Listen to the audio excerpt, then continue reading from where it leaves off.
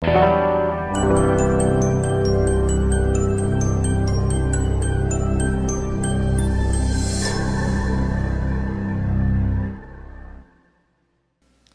palavra do Senhor diz aqui: nem todo o que me diz Senhor, Senhor, entrará no reino dos céus, mas aquele que faz a vontade de meu Pai que está nos céus.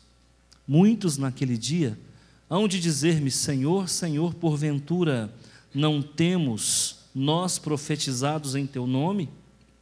E em teu nome não expelimos demônios? E em teu nome não fizemos muitos milagres?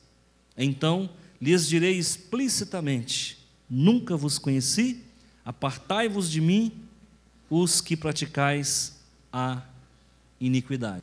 Eu oro com você, deixa a Bíblia aberta. Espírito de Deus, Espírito Consolador, Paráclito, Intercessor, aquele que convence do pecado, da justiça e do juízo, Espírito Santo que ensina, que exorta, que fala, que se entristece, que se alegra, Espírito Santo que gera vida. Nós estamos aqui e nós proclamamos as maravilhas do Senhor através do muito agir das tuas mãos em nosso meio. Pai de amor, vai aquecendo agora corações e mente, vai trazendo uma luz, Senhor, bendita, neon, invadindo, Senhor, a espiritualidade de cada coração, concedendo, Senhor, meu Deus, o êxtase, concedendo, Senhor, o arrebatamento, concedendo, Senhor, meu Deus, a novidade de vida, concedendo o enchimento do Espírito. Pai de amor, derrama fogo no altar, Pai de amor, queima, Senhor, meu Deus, a nossa oferenda, a nossa oferta nesta noite, e que isso suba diante do Senhor as nossas orações como aroma suave, numa noite muito abençoada da presença manifesta daquele que vive e reina, Jesus o nosso Senhor. Amém. Eu quero falar da verdadeira salvação que há no nome do Senhor. Quantas religiões existem pelo mundo? Alguns estudiosos dizem que religiões existem: cristianismo, islamismo, budismo, zoroastrismo, hinduísmo, confucionismo. Essas religiões são o que muitos estudiosos, sociólogos entendem como verdadeiramente religião. Para eles, quando se fala em protestante, está falando em seita; quando se fala em católico romano, está falando em seita; quando se fala em espiritismo kardecista, umbandismo, quimbandismo, voduísmo, tudo são seitas. Quando se fala em Seixonoye, para muitos sociólogos é seita. Mas será que nós somos seita? Primeiro, será que nós, protestantes, evangélicos, um termo que está tão desvalorizado, será que nós somos uma seita? Eu não quero concordar com isso, não. Se nós olharmos para as páginas da Bíblia, em específico, Novo Testamento, em específico, o livro do Espírito Santo, que está aqui chamado de Atos dos Apóstolos, será que o que nós praticamos como igreja se parece com o que está em Atos dos Apóstolos? Eu acho que sim. Eu acho que nós nos parecemos mais com os cristãos de Atos dos Apóstolos do que muitas religiões pseudo-cristãs que existem nos dias atuais. A nossa fé, ela se baseia em 3 pilares: só a fé, só a graça e só a Bíblia. Sola fide, sola gratia e sola escritura. Nós cremos nessa premissa de que as tradições, elas não têm poder de invadir a nossa ortodoxia. Nós cremos que as tradições da igreja não têm o direito de invadir a nossa pureza doutrinária, e queremos viver numa sã doutrina, onde Jesus é o centro. Houve igrejas nossas que no passado colocaram roupas no centro. Houve igrejas nossas que no passado colocaram cabelo no centro. Houve igrejas nossas que no passado colocaram culto aos mortos no centro. Tem igrejas nos dias de hoje que têm colocado dinheiro no centro. Glamour, sabe? O culto à personalidade tem estado no centro de muitas igrejas. Nós, pastores, quando estamos reunidos, a pergunta que se faz, vocês não vão acreditar: quantos membros tem a tua igreja? Eu já respondi essa pergunta inúmeras vezes. Se pensa isso é tão fora de contexto, isso é tão antissocial e tão indiscreto. Seria o mesmo que eu chegasse para você e perguntasse: qual é o seu salário? Perguntar a idade já não é fácil. Eu sou quase centenário, não pergunte a minha idade. Eu por pouco não conheci Dom Pedro II. Quando eu cheguei, ele estava saindo. Então, perguntar a idade não é legal. Perguntar quantos membros tem a sua igreja também não é legal. Para nós, pastores, para vocês, membresia nem tanto. Mas é uma pergunta invasiva que acaba invadindo a nossa, sabe, a nossa ética pastoral. Então, hoje, o que está em voga é o quê? Grandes igrejas, grandes congregações, verdadeiros palácios. Hoje nós encontramos igrejas evangélicas, pasmem, que colocaram na fachada Palácio Fulano de Tal, Catedral não sei das quantas. Estou falando de igreja evangélica. E aí eu me lembro de músicas que falam de igrejas pequenininhas onde Deus falava. O nosso Deus fala não é pelo tamanho da igreja, não é pela beleza do pastor. O nosso Deus fala é quando a igreja está 100% no centro da sua vontade. E Deus fala com cristão. Deus fala com o seu povo. Da porta para dentro, Jesus é Deus. Da porta para fora, Ele continua sendo Deus na nossa vida. Importa ser aprovado por Deus, e se for possível pelos homens. Mas as coisas estão invertidas. Muitos são aprovados por homens e reprovados por Deus. Grandes igrejas, grandes pregadores, homens que cruzam o mundo de norte a sul, de leste a oeste. Tudo bem. Mas eu acho que é mais importante para nós sabermos na individualidade quem é e quem não é do Senhor. Aqui a Bíblia está dizendo em Mateus: nem todos aqueles que me dizem, não é que se dizem, é que me dizem, Senhor, Senhor, entrará no reino dos céus. Vamos fazer algumas descrições aqui bem importantes. Primeiro, o que é reino dos céus? Há um consenso entre os estudiosos. Existe um escritor chamado George Lade, um batista já falecido, que escreveu uma teologia bíblica, uma das últimas sumidades no ensino da palavra. Ele disse que o reino de Deus também é chamado na Bíblia de reino dos céus. Então, quando a Bíblia está falando reino de Deus, também está falando reino dos céus, porque, segundo George Lade, há uma similaridade ou são sinônimos as palavras. Mas existem teólogos do nosso meio, como Scofield, que fala que reino dos céus é a igreja e que reino de Deus é lá na eternidade. Polêmicas à parte, eu vou optar pela orientação de George Lade de que reino dos céus e reino de Deus é a mesma coisa. Porque a igreja, o que é? A igreja não é o reino de Deus. Porque se a igreja fosse o reino de Deus, irmãos, que confusão que está nesse reino. O nosso Deus não é um Deus de confusão. A igreja é apenas um braço do reino. O reino de Deus é muito mais do que a igreja. O CETEBAN, Seminário Teológico Batista, é apenas um braço do reino. O reino de Deus são todas as galáxias. O reino de Deus são todas as constelações. O reino de Deus são todos os salvos de todos os tempos que habitam aqui e alhures. O reino de Deus vai além do que nós possamos conceber, é imensurável. O reino de Deus não tem como se quantificar. Ele é infinito como o próprio Deus. Então a igreja o que é? A igreja é apenas uma agência. A igreja é apenas um braço do reino de Deus a serviço daqueles que querem ir morar com Deus. Houve um tempo na história da cristandade em específico no grande período medieval, período das trevas, em que se acreditava que a salvação estava na igreja. E aí perverteram um versículo bíblico que diz que fora da caridade não há salvação, colocaram fora da igreja não há salvação. Há salvação sim fora da igreja. Há salvação sim fora da igreja. A igreja é apenas vou usar um português bem goiano, um adjutório.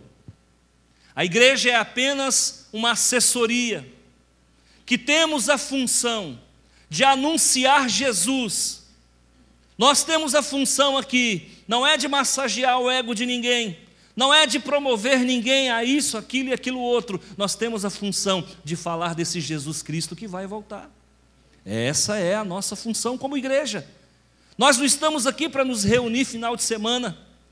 E a igreja precisa fazer missões, sim, para não virarmos um clubinho de final de semana, porque se nós pararmos de falar de Jesus e pararmos de fazer missão, podemos construir a sauna e a piscina olímpica, porque virou o Clube Batista Nacional.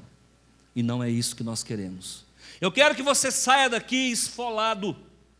Eu quero que você saia daqui com hematomas gospel. Eu quero que você saia daqui com a ferida fechada, porque o Deus que abre a ferida é também o Deus que fecha a ferida. Você precisa saber que o Deus que você serve não é de barro, o Deus que nós servimos não é de gesso, o Deus que nós servimos fala, opera, o Deus que nós servimos está no templo. Nem todos aqueles que me dizem Senhor, Senhor, entrarão no reino dos céus. Mas quem é que vai entrar no reino dos céus? Porque eu olho para você, você fala graça e paz do Senhor, paz de Cristo. Eu olho para você, você anda como crente, fala como crente, tem coreografia de crente, canta como crente. Eu não sei. Afinal de contas, como é que eu vou saber quem verdadeiramente é de Jesus? Tem alguém que se diz cristão e não é cristão? Sim. Tem alguém que se diz igreja e não é igreja? Sim. Tem alguém que se diz salvo e não é salvo? Sim. E agora, pastor? Como é que eu desato esse nó? Jesus disse, o joio e o trigo é muito parecido. Eles são muito parecidos. Deixa que eu vou arrancar. Porque enquanto vocês olham a aparência, eu olho o coração. É o teu coração que vai me dizer quem é você. E a palavra do Senhor aqui está dizendo, mas quem vai ser salvo, quem vai entrar no reino dos céus, são aqueles que fazem a vontade do Pai. Você é meu irmão em Cristo, sim ou não? Eu também acho que sou seu irmão em Cristo, mas eu não tenho certeza se você é ou se eu sou. Paz do Senhor, irmã. Graça e paz, irmã. Ali na frente eu te decepciono.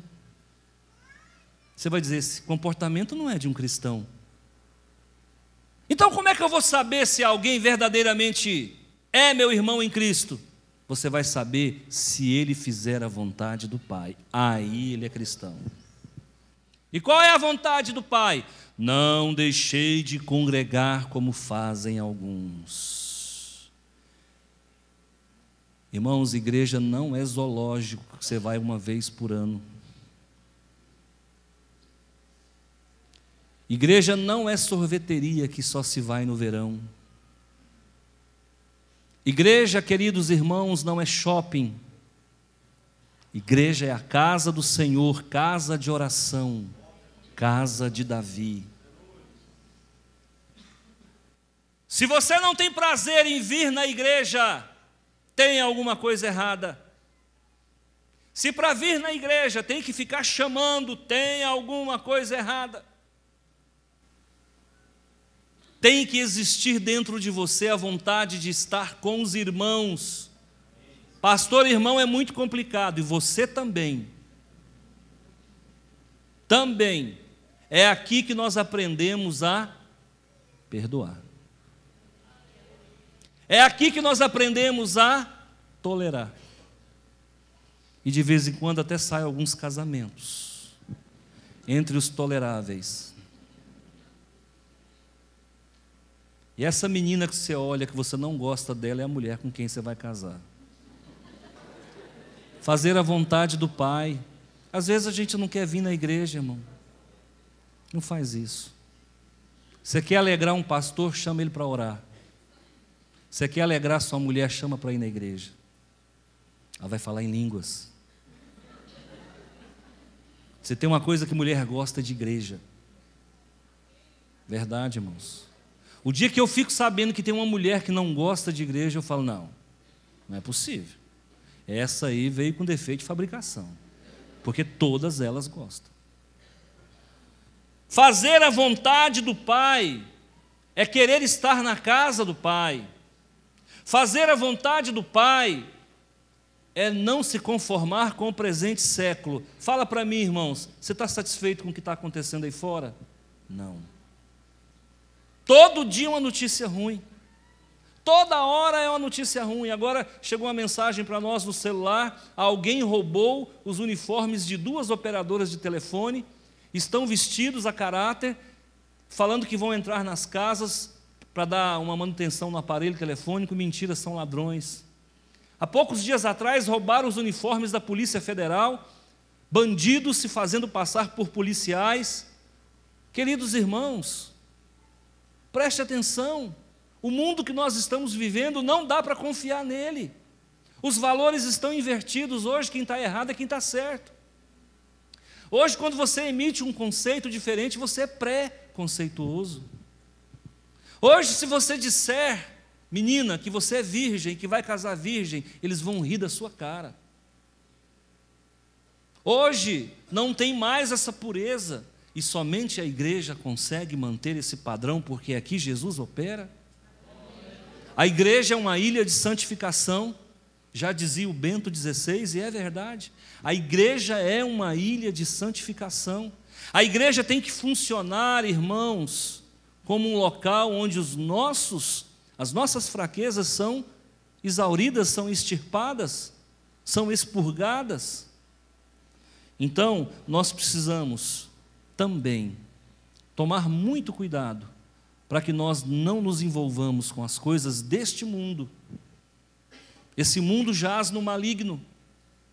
Não tem uma área de um segmento social qualquer que não esteja inflamado pelo maligno.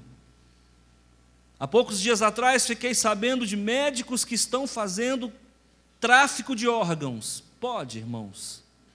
Há poucos dias atrás vocês viram na televisão políticos que representam a nossa república, manchando a nossa república, que custou o sangue de muita gente. Um país presidencialista que já não sabe nem mais o que é presidencialismo. A política está tomada por pessoas de má índole, por demônios infiltrados nas autarquias, levando as pessoas à corrupção. Você olha para a ciência está profanada. Hoje, se você falar que é criacionista, você vai encontrar um monte de argumento contra você, e a maioria das pessoas não tem argumentação, por isso acabam recebendo a evolução como sumo da verdade, e nós sabemos que a linha evolucionista não responde às perguntas. A ciência está corrompida. Queridos irmãos, nós estamos vendo os poderes do nosso mundo abalado. E Jesus falou, os poderes seriam abalados. Não só os poderes do céu, mas os poderes da terra também seriam abalados. O momento é um momento, irmãos, de verdadeira confusão, balbúrdia. Ninguém se entende mais. A família não tem valor. As igrejas estão solapadas. O Espírito Santo está de malas prontas. Então eu não posso deixar de pregar esse evangelho, porque esse evangelho é salvação para aquele que ouve. Esse evangelho nos torna diferente, e é esse evangelho que você veio buscar. Porque se você quisesse ficar rico, você teria ido numa casa lotérica e não teria vindo aqui. Entrará no reino dos céus, mas aquele que faz a vontade do meu Pai. Então nós não podemos nos conformar com o presente século, mas a Bíblia diz que também nós não podemos andar ansiosos por coisa alguma. Sabe por que as pessoas casam errado? Porque casaram na ansiedade. Sabe por que as pessoas compram o carro errado? Porque compraram na ansiedade. Sabe por que as pessoas se endividam além do que ganham? Porque se endividam na ansiedade. Então, tome cuidado, queridos irmãos. Tome cuidado na dúvida, não ultrapasse. É isso que diz a lei de trânsito. Muitos naqueles dias hão de dizer-me: Senhor, Senhor, porventura não temos profetizado em teu nome? Quem é que profetiza, irmãos? A igreja. E quem é que profetiza? Quem tem dom. E quem é que tem dom?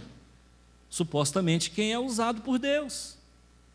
Ou quem usa Deus. Porque tanto quem é usado por Deus profetiza, como quem usa Deus também pode profetizar falsamente. A igreja está abarrotada de dons. Tem muitas pessoas com dons. Profetizar significa falar em nome de Yahvé. Se eu estou aqui falando em nome dele, eu estou profetizando.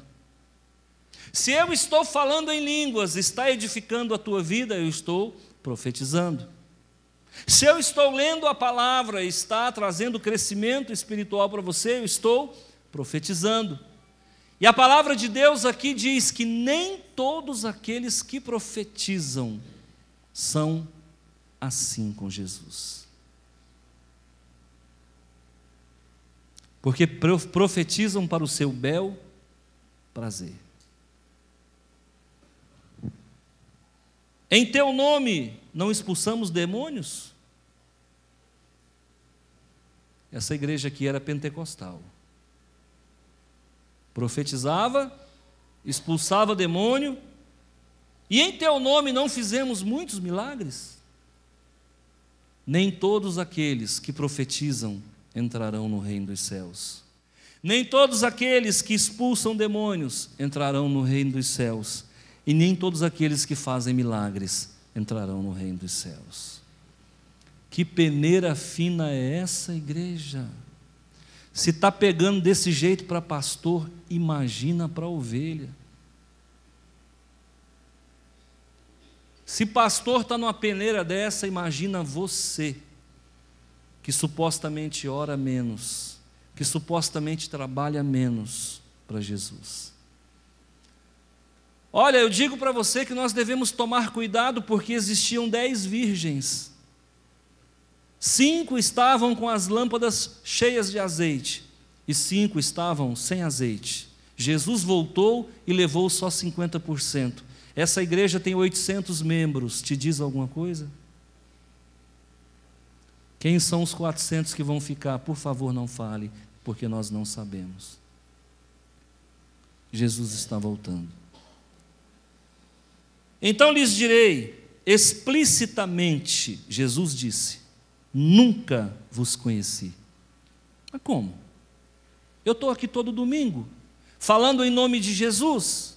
Eu estou aqui todo domingo, exortando o Senhor Jesus. Pois vou dizer uma coisa para você: se eu fizer tudo isso que eu tenho feito, mas eu não tiver intimidade com Ele, porque Ele disse que não me conhece, é porque eu também não conheço Ele. Concorda comigo? Eu não conheço Ele, por isso Ele não me conhece. Mas se eu conhecesse Ele, Ele me conheceria. Porque é uma relação de mão dupla, é uma via de mão dupla. Então Jesus está dizendo: eu não vos conheço, apartai-vos de mim, você é estranho para mim. Sabe por quê? Porque tem muita gente usando Deus e não sendo usado por Deus. A igreja não pode mentir para os seus fiéis. A igreja não pode pregar um outro evangelho para os seus fiéis. A igreja não pode tirar Jesus do centro. A igreja não pode faltar com a sã doutrina.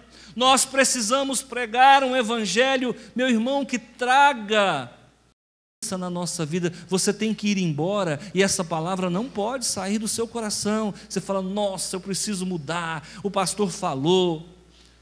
Então comece hoje a fazer uma sondagem de verdade sobre a tua conduta, com quem você anda, o que você assiste. Se você está produzindo frutos, a Bíblia diz que se conhece a árvore pelo fruto. E o que é que nós temos visto hoje? pessoas se tornando ativista crente evangélico. Tem pessoas que estão achando que as igrejas vão crescer fazendo marcha para Jesus. Querido, você quer ir na marcha para Jesus? Pode ir, mas o que ganha pessoas para Jesus não é isso não. Se você quiser um programa de televisão, tudo bem, você pode fazer, mas o que ganha pessoas para Jesus não é isso não. Aqui não tem força de mídia, aqui não tem força, vocês nunca me viram numa marcha para Jesus. Sabe por quê, irmãos? O que ganha as pessoas para Jesus é você sentar aí e saber que Deus está falando com você. Aí você vai trazer o seu amigo, você vai trazer o seu vizinho, aí você fala assim, vamos lá, porque Deus está falando na boca daquele homem, eu fui lá e eu recebi de Deus ali, então vamos lá, é isso que faz a igreja crescer. Nós estamos com 2 cultos cheios, e eu não consigo começar a construção. Essa semana eu assinei as plantas. Acredito que devam nos autorizar a começar a levantar parede. Se isso não acontecer, irmãos, segundo semestre é inevitável um culto às 10 horas da manhã. Sabe por quê, irmãos? Qualidade traz crescimento. Crescimento não traz qualidade. Eu preciso que você venha aqui e saiba em quem você está crendo. Você está crendo num Jesus que veio, que ficou, através do Espírito Santo dentro de cada coração e que vai voltar. Eu quero que você saiba que o teu nome está escrito na vida e o Jesus que você prega não é de boca para fora, ele habita dentro do teu coração, ele mora contigo, ele está na sua casa. Como é que eu faço para atrair esse Jesus para a minha vida, pastor? Anda na luz, irmão.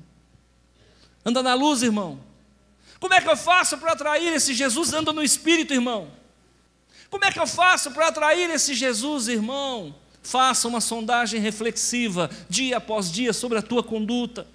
Olha o que você fala, olha com quem você anda, olha o que você põe na boca, olha o que você coloca diante dos seus olhos. Não minta, contente-se com o seu salário, se comprar, paga. É isso que Deus quer de nós, porque Ele está voltando. E quando Ele voltar, vai levar para si somente as virgens. Virgem aqui, irmãos, é quem é puro, quem é santo, serve para homem também. Não estou falando de sexo, não. Eu estou falando de pureza com Deus. Em momento algum a Bíblia diz que você não vai pecar. Em momento algum. Ir para o céu, irmão, não significa que você não vai pecar. Não. Você vai pecar sim, mas se pecar, faz o caminho de volta. Senhor, eu errei, eu pequei, me perdoa. Eu não vou pecar mais. Se arrependa. Isso é uma característica do salvo. O salvo se arrepende. Tem que ter sensibilidade ao pecado. Tem que produzir fruto. O que nós temos visto hoje? Igrejas que produzem fruto e acabam comendo os seus próprios frutos, não reparte com a coletividade, com a comunidade. A igreja arrecada muito dinheiro, mas ninguém sabe para onde o dinheiro vai, está comendo fruto. Isso é autofagia, isso é canibalismo gospel. Igrejas que estão ganhando, arrecadando dinheiro, em vez de investir na obra missionária, estão comprando propriedades que não é compatível com a função de igreja. Nós precisamos abrir os olhos, irmãos, o momento agora é um momento de peneira fina. Deus está permitindo as últimas saraivadas do inimigo contra a igreja. Tome cuidado. Não frequente uma igreja porque alguém, amigo seu, está lá. Não frequente uma igreja só porque ela está perto da sua casa. Não frequente uma igreja só porque ela traz um rótulo que você acredita. Mas olhe dentro qual é o conteúdo. Olhe qual é a palavra que está sendo ministrada. Olhe se essa palavra balança com você, dentro de você. Olhe se o evangelho que é pregado não é um quinto evangelho. Nós não podemos pregar aquilo que vai além do evangelho. E o evangelho é: arrependei-vos, é chegado o reino dos céus. Coloca a tua vida em ordem. Viva como se você vivesse o último dia da sua vida. Ezequias, coloca a tua vida em ordem. Hoje o Senhor te pedirá contas. Nós temos que viver cada dia como se fosse o último dia das nossas vidas. Hoje eu fiz o culto fúnebre de uma jovem linda. 34 anos. E eu, diante daquela situação, eu olhando, falando, meu Deus, o que é isso? Meu Deus, o que é isso? Uma menina tão nova, não teve o privilégio de ser mãe, acometida por uma enfermidade fulminante. Meu Pai, conforta essa família. Meu Deus, nós não sabemos o dia de amanhã. Viva cada dia como se fosse o último. Não faça aquilo que Deus não faria, que Jesus não faria. Não entre em lugares que Jesus não entraria. Não faça amizade com pessoas que Jesus não faria. Santifica a tua boca, santifica o teu coração, santifica a tua casa, santifica o teu casamento. Cuidado com os filmes que você e a sua mulher têm assistido. Me manda dizer o Senhor nessa noite. Cuidado. Blinda a tua casa com o poder do sangue de Jesus. Passe o sangue de Jesus nos umbrais da porta da tua casa. Eu quero deixar essa palavra para você nessa noite, dizendo para você assim, Jesus então encerra e fala, apartai-vos de mim, os que praticais a iniquidade. Onde é que está todo o mistério dessa perícope? Onde é que está todo o mistério desse texto que eu li? Aqui. Sabe por que eles foram rejeitados mesmo profetizando? Sabe por que esses religiosos foram rejeitados mesmo expulsando o demônio? Sabe por que esses religiosos foram rejeitados mesmo fazendo milagres? Porque eles pecavam e não confessavam. Iniquidade é pecado não confessado. A palavra de Deus diz, se você pecar, você tem um advogado, Jesus Cristo, nosso Senhor. Não vá para a cama sem Ele. Não deite no seu travesseiro sem olhar como foi o seu dia. Senhor, eu errei, eu não vou mais fazer isso. Não deixe entrar dinheiro roubado na sua casa. Toma cuidado com quem entra dentro do seu carro. Toma cuidado com o que chega no seu WhatsApp. Toma cuidado com quem você conversa e o que você conversa. O Senhor não se agrada de certas coisas.